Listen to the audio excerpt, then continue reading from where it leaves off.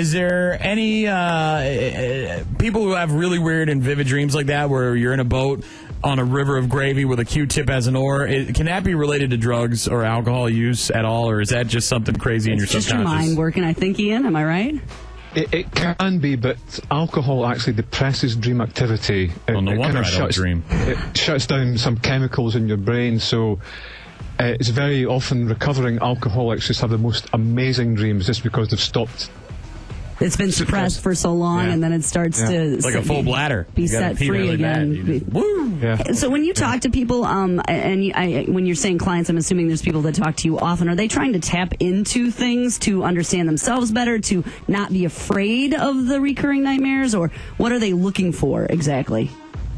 It's a mixture of things. Very often it's something that's troubling them, that they're having really bad nightmares or sleep problems, or that they just want to find out more about dreams and find out more about themselves. So anything that they just want to explore a bit more there. Super interesting. We just got a call a little while ago from a guy named Ed, and speaking of something that's troubling him, he's been having dreams for at least 6 months, 3 or 4 days a week, Ian, where there is a floating person, so you'd think ghost, but I don't know, I'm not going to do your job, but some sort of person that he does not recognize.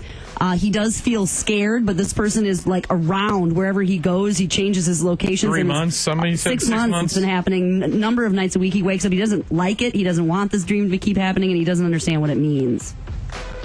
Okay, usually when we dream about someone, we're dreaming about an aspect of ourselves. And even though it's someone we don't know, then that means it's an aspect of ourselves that we don't know, that hasn't become apparent to us. So someone floating in the air above, like the dream that Ed's having, there's actually part of himself is a bit detached from himself, who's like he's watching himself from a distance. And it's probably to do with some sort of ambition or hope that he has in waking life, and he can't quite get to. So some part of him knows that he can do this great thing that he really wants to do with his life, but it seems quite distant. And the thing that's scaring him is kind of a fear of failure, that he won't be able to do it, that he'll come back to earth with a bump if he tries to do this thing. So he's got some kind of thing that he wants to do and accomplish, but he's afraid to do it because he's afraid of failure, and he's looking at himself in his dream.